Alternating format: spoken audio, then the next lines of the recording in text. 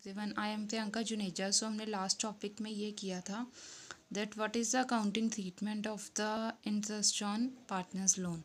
तो हमने last video में ये देखा था कि अगर हम पार्टनर से कोई भी लोन लेते हैं, तो अगर कोई भी फर्म लेती है loan, suppose x y z ने लोन लिया एक्स से, तो उसकी अकाउंटिंग ट्रीटमेंट क्या होगी।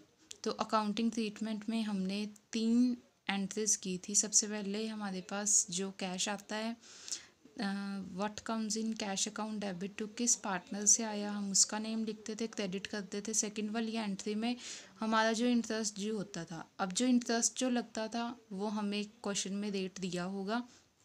अगर डीड साइलेंट है तो हमारा रूल क्या कहता था कि अगर हमें क्वेश्चन में भी 10, 12, 13, 14 जितना भी दिया है, हमने उसको नहीं मानना। हमने उस रूल के अकॉर्डिंग जो जब पार्टनरशिप डीड साइलेंट होती है और एब्सेंट होती है, हम 6% पर एनम लेते हैं इंटरेस्ट ऑन लोन पे। तो हमने दैट टाइम जो पार्टनर को इंटरेस्ट देना है वो 6% पर एनम ही देना है। सो आज जो हमारा टॉपिक है वो क्या है, salary commission payable to partners. जो भी हम सैलरी देते हैं, कमीशन देते हैं अपने पार्टनर्स को, तो उसकी अकाउंटिंग ट्रीटमेंट क्या होती है। तो उसकी अकाउंटिंग ट्रीटमेंट हमने पढ़ चुके हैं हम पहले ही। मैंने जब पार्टनर्स कैपिटल अकाउंट करवाया था और प्रॉफिट एंड लॉस एप्रोप्रिएशन बनवाया था, तो उसमें हम कैसे करते होते थे कि पार्टनर की सैलरी जो होती है उससे जो पार्टनर की कैपिटल है वो इंक्रीज़ होती है। तो उसके इंक्रीज़ होने से सपोज़ अगर हम यहाँ पे एक्स कैपिटल अकाउंट बना रहे हैं, तो उसका जो बैलेंस था वो यहाँ पे हम लिखते थे बाय बैलेंस कैरी डाउन। अब इस साइड पे ही एक्स की कैपिटल इंक्रीज़ होएगी। अब इंक्रीज़ किस चीज़ से होती थी, सैलरी से, कमीशन से, प्रॉफिट से। तो अगर हम यहाँ पे बाय सैलरी बाय कमीशन लिखते हैं तो इसकी एंट्री क्या होएगी, salary account debit to x capital account. तो वही इसकी फर्स्ट ट्रीटमेंट क्या हुई, partner salary commission account debit to partners capital account.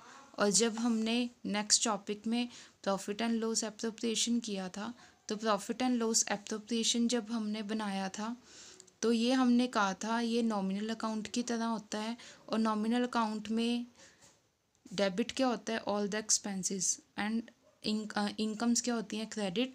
तो इस एक्सपेंस में हमने क्या लिखना था, इस प्रॉफिट एंड लॉस एप्रोप्रिएशन में जो जो भी एक्सपेंसेस और इनकम्स आती हैं वो किसके रिलेटेड होती है, पार्टनर्स के। तो पार्टनर्स के ऊपर कोई भी खर्चा हो रहा है, कोई भी एक्सपेंस हो रहा है, वो प्रॉफिट एंड लॉस एप्रोप्रिएशन में आता है। और जो भी ओवरऑल पूरी फर्म को इफ़ेक्ट करते हैं, जैसे लोन अगर ले रही है फर्म, तो वो पूरे फर्म के भले के लिए ले रही है। तो वो किसी पर्टिकुलर पार्टनर के पर्पस से नहीं ले रही।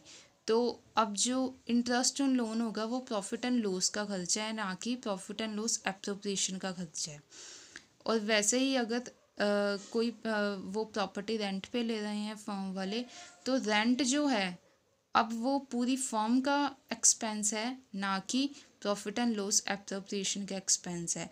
तो हमने जो यहाँ पे लिखने हैं वो सिर्फ पार्टनर्स के एक्सपेंसेस लिखने हैं, और जो पूरी ओवरऑल फर्म को इफ़ेक्ट करते हैं वो वाले सारे एक्सपेंसेस और इनकम्स कहाँ पे लिखनी है, प्रॉफिट एंड लॉस अकाउंट में।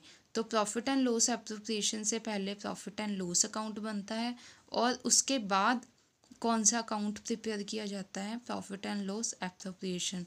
तो हम यहाँ पे क्या लिखते हैं, टू, अगर हम एक्स को सैलरी दे रहे हैं, तो ये जो खर्चा है, सैलरी है, वो सैलरी किसको मिल रही है, पार्टनर को। तो पार्टनर को मिल रही है, एक्स को सैलरी मिल रही है, तो वो क्या है, profit and loss appropriation to x salary. तो ये एंट्री क्या बनेगी, profit and loss appropriation account debit to partner salary या एक्स सैलरी कमीशन। तो नेक्स्ट टॉपिक क्या है, calculation of commission to partner और मैनेजर। तो मैनेजर्स कमीशन तो आपने +1 में किया हुआ है फाइनल अकाउंट्स में।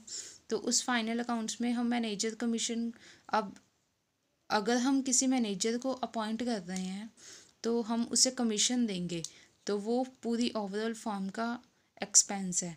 और अगर पार्टनर फर्म के बिहाफ पे कुछ ना कुछ ऐसा काम कर रहा है जिसके बेसिस पे उसे कमीशन मिलेगा, तो वो पार्टनर्स का एक्सपेंस है, वो पार्टनर के ऊपर फर्म खर्चा कर रही है।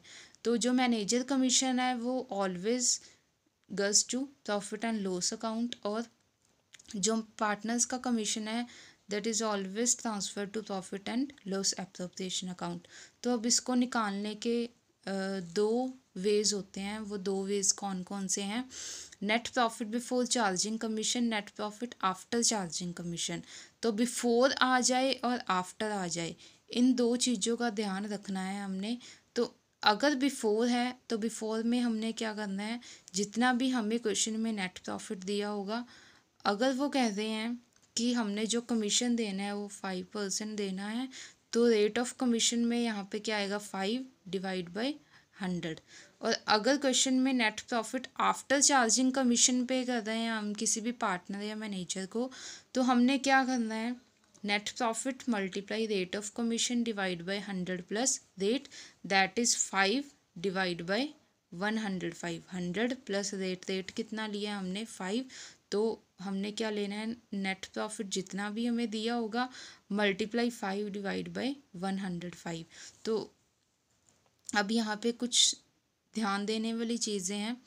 उसमें हमने क्या लिखना है कि commission, if firm pay commission to any partner then it is transfer to profit and loss appropriation account. Because यहाँ पे जो खर्चा किया जा रहा है, जो एक्सपेंस है, वो किसका है, पार्टनर का। और जो नेक्स्ट है, when commission payable to manager, अगर एक फर्म मैनेजर को कमीशन दे रही है तो वो पूरी ओवरऑल फर्म का एक्सपेंस है, तो वो पूरी ओवरऑल फर्म को मैनेज करता है वही मैनेजर। तो वो जो एक्सपेंस है वो किसका एक्सपेंस है, प्रॉफिट एंड लॉस अकाउंट का, जो प्रॉफिट एंड लॉस एप्रोप्रिएशन से पहले बनता है।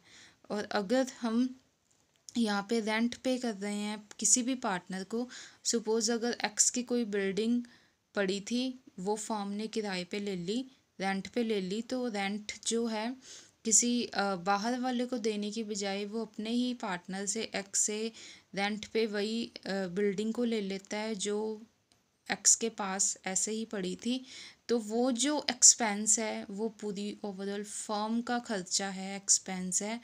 तो जो ये एक्सपेंस है वो पूरी ओवरऑल फर्म को इफ़ेक्ट कर रहा है, तो ये कहाँ पे ट्रांसफ़र किया जाएगा, प्रॉफिट एंड लॉस अकाउंट में।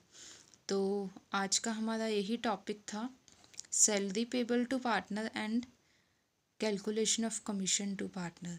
सो thank you for watching, please subscribe, share and watch. Thank you.